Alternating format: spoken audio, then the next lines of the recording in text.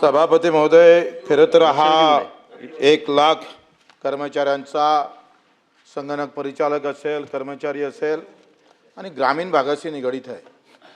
सभापती महोदय, आपण जर नगरपालिका गेलो, नगरपंचायतमध्ये गेलो तर सफाई कामगार असतं, सीओ असतं. तुम्हाला माहीत आहे का, एका इकडे ग्रामपंचायतचं नगरपंचायत झालं का सगळ्या सुविधा देता तुम्ही, पण ग्रामपंचायतले सफाई कामगार आहे. ग्रामपंचायतले आम्ही पाहतोय क्लास 3 वाला क्लास 4 वाला चालवतोय आणि नगरपंचायतल्या लोकांसाठी तुम्ही सीओ सारखे अधिकारी, मुख्य अधिकारी देताय, त्याला ते दर्जा देताय. आणि मग गोरे साहेब, तुमच्याकडून अपेक्षा आहे, तुम्ही तर सातारा आणि सांगली जिल्ह्यातले पैलवान म्हणून याकडे पाहिलं पाहिजे. तुम्ही या ग्राम विकासाचं पालकत्व स्वीकारलेलं आहे आणि इथल्या ग्रामपंचायतचा गावात राहिला म्हणजे तो मेला, त्याला भाव भेटत नाही, त्याला आरोग्याच्या सुविधा भेटत नाही, शिक्षणाच्या सुविधा भेटत नाही. गावात जन्म घेणं म्हणजे पापाचं लक्षण असं समजतो आपण. ग्रामपंचायतल्या कर्मचाऱ्याला तिथं आपण कंत्राटी ठेवायचं आणि नगरपंचायतवाल्याला मात्र तिथं नियमित करण्याचं काम करत असाल तर हे चुकीचं आहे. तुम्ही ग्राम विकास मंत्री म्हणून पुढाकार घेऊन त्या कर्मचाऱ्याचं पालकत्व तुमच्याकडे आहे ना, अशा वेळेस सकारात्मक उत्तर येणं गरजेचं आहे. पहिले मी संगणक परिषद 6 प्रश्न आहे, 7 एक वेळा सूत्र विचारू का टप्प्याटप्प्यानं विचारू? ते 6 विचारू. हा नाही, पण प्रश्न 3 जो महत्वाचा आहे तो पहिला विचारा. 2 याच्यात संगणक परिचालक एक हा घटक आहे आणि एक ग्रामपंचायत कर्मचारी, असे 2 एकत्रित आहे. संगणक परिचालक 7 एप्रिल 2025 माननीय मुख्यमंत्री देवेंद्रजी फडणवीस साहेबांनी एक निर्देश दिलेला होता. बैठक झाली होती मी रायगडच्या उपोषणानंतर, आणि त्यांना सांगितलं का यांचं 20,000 रुपये मानधन करावं. ते आपण कधी करणार? आपण जर पाहिलं, माझ्यावर इथे उत्तर आहे, हो, आणि आपण जर पाहिलं तर महाराष्ट्र राज्यच फक्त 10,000 देतं, केरळ 18,000 देतं, 22,000पर्यंत जाते, तेलंगणा 15,000 देतं, गुजरात 15,000 देतं.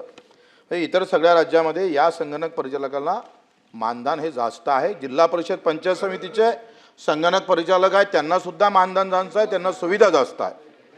आणि म्हणून 7 एप्रिल 2025 रोजी जो निर्णय मुख्यमंत्र्यांनी जे निर्देश दिले त्याची अंमलबजावणी आपण मंत्री म्हणून करणार का, याचं उत्तर दिलं पाहिजे. दुसरं, सभापती महोदय, गंमत कशी आहे याच्यामध्ये?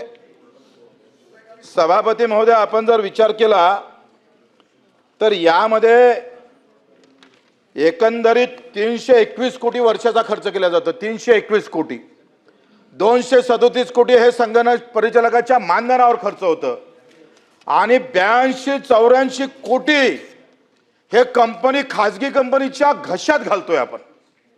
कायच्यासाठी घालतोय? तर सही पुरवा लागतं, कागद पुरवा लागतं. हे कागद आणि सही पुरवासाठी म्हणजे या राज्यात तर देशात मला समजतच नाही. परीक्षा घ्यायला खाजगी कंपनी, कंत्राटी कामगार नियुक्ती करायच्या नंतर खाजगी कंपनी, सगळ्या खाजगी कंपनीचा सरकार सरकारी, मंत्री सरकारी आणि कर्मचारी खाजगी कंपनी. वा, आणि आता मंत्री खाजगी कराय. सभापती महोदय, 84 कोटी रुपये का देतोय आपण? इव्हन आम्ही मुख्यमंत्र्यांनी हे म्हटलं का हे बरोबर नाही आहे, यामध्ये बदल करा. आणि त्यांनी सांगितलं हे 82 कोटी रुपये वाचवा, काही गरज नाही, कुठेही प्रशिक्षण घेत नाही. मी हे मुच्छी काढून टाकन. सभापती महोदय, या कंपनी जर एखादा रोल, एखादी शई, एखादं ट्रोनर काही पुरवलं असेल, प्रशिक्षण घेतलं असेल तर मुच्छी उखाड के घुमाऊंगा बच्ची करू. एका सगळ्या ग्रामपंचायतचे ठराव माझ्याकडे आहे, यांनी कुठेही आम्ही पाहतोय कुठलंही प्रशिक्षण घेतलं नाही, बसल्या बसल्या कंपनीत 84 कोटी रुपये उखडतं. वा, आणि आमच्या संगणकाला 10,000 रुपये पगार. अरे, तुम्ही कामगार कायद्याखाली किमान वेतन 18,000 आहे. मंत्री महोदय, आपण 10,000 काय होतं? मला वाटते याचं तुम्हाला निश्चित गांभीर्यपणे तुम्ही याचा विचार करेल.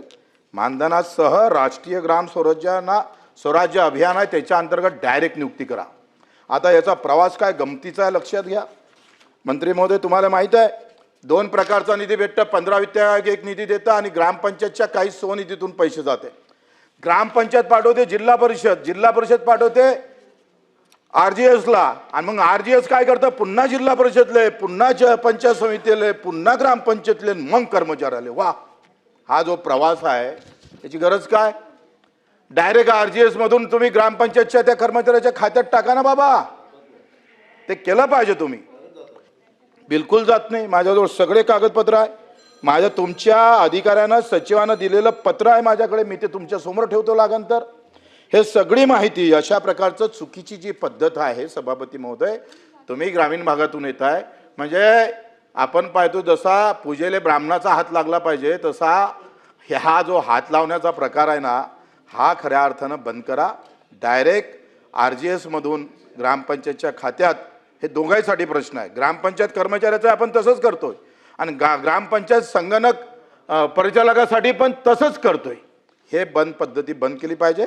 डायरेक्ट त्याच्या ह्याच्यात पैसा गेला पाहिजे. हे झालं संगणक परिचालकाचं. आता ग्रामपंचायत कर्मचाऱ्याचे पुन्हा 3 प्रश्न आहे, ते नंतर विचारतो.